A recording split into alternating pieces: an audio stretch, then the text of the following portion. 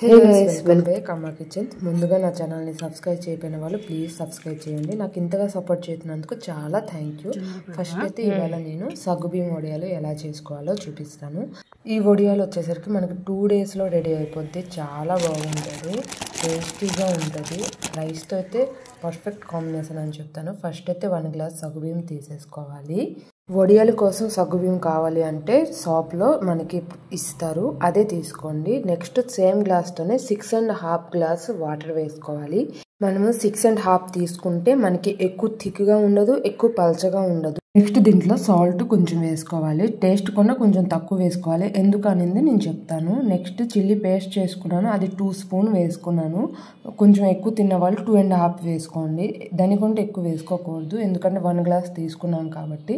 ఇది బాగా కలుపుకున్న తర్వాత దీంట్లోపై సగ్గుబియ్యం వేసుకొని నాన్ స్టాప్గా మనం కలుపుతూ ఉండాలి. మీడియం ఫ్లేమ్లోపై కలుపుతూ ఉండాలి, లేకపోతే కిందకి అంటేస్తుంది. నేను సాల్ట్ ఎందుకు తక్కువ వేసుకోవాలన్నానో అది ఏంటంటే సగ్గుబియ్యం కొంచెం సాల్టీగా ఉంటుంది. మనకి ఇది వడియాలు అయిపోయిన తర్వాత చాలా సాల్టీ అయిపోద్ది. సో టేస్ట్ కొంటే తక్కువగా వేసుకోవాలి, అప్పుడే మనకి సాల్టీనెస్ అనేది ఈక్వల్గా ఉంటుంది. డెఫినెట్గా ఇది గుర్తుపెట్టుకోండి, సాల్ట్ అనేది తక్కువే వేసుకోవాలి.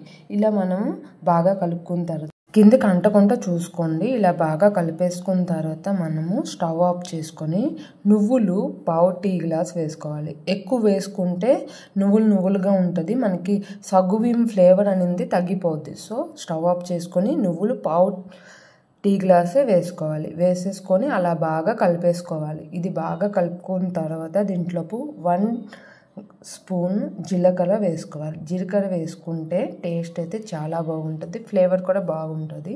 జీలకర్ర కూడా వేసేసుకొని ఒక 5 మినిట్స్ మూత పెట్టి ఉంచేసుకోవాలి. నెక్స్ట్ ఎండలోపు మనము ఇది ఒక పోలిథిన్ కవర్ ఉంటుంది కదా, థిక్ లేయర్లో, దాంట్లోపు మనం ఇది వేసేసుకోవాలి. కింద మనము ఒక దుప్పటి ఏదైనా పెట్టేసుకోవాలి. ఇలా మనం 1 బై 1 ఇలా ఒత్తేసుకోవాలి. కొంచెం లైట్గా ఒత్తేసుకుంటే రౌండ్ షేప్లో చాలా నీట్గా వస్తుంది. మనము ఎక్కువ థిక్ కూడా చేయకూడదు. ఎక్కువ థిక్ చేస్తే చాలా రోజులు పట్టేస్తుంది ఎండడానికి.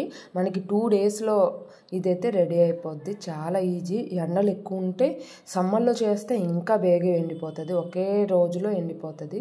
చూసారా ఎంత బేగ థిక్ అయిపోయిందో. ఇలా మనం అన్నీ చేసేసుకోవాలి, స్పీడ్గా చేసుకోవాలి, లేకపోతే ముద్ద అయిపోద్ది, దగ్గరికి వచ్చేస్తుంది. ఇలా 2 డేస్ తర్వాత మనకి ఇలా అయితే ప్రిపేర్ అయిపోయింది. ఇలా మనం 1 బై 1 తీసేసుకొని ఎండలోపు ఒక హాఫ్ అన్ అవర్ లాగా ఎండేసుకొని ఒక బాక్స్లో స్టోర్ చేసుకొని ఇన్స్టాంట్గా మనం డీప్ ఫ్రై చేసుకుంటే చాలా టేస్టీగా ఉంటుంది. డెఫినెట్గా ట్రై చేయండి. ఇలాంటి మంచి మంచి రెసిపీస్ కోసం నా ఛానల్ని సబ్స్క్రైబ్ చేయాలి కదా, ప్లీజ్ సబ్స్క్రైబ్ చేయండి, ప్లీజ్ సపోర్ట్ చేయండి.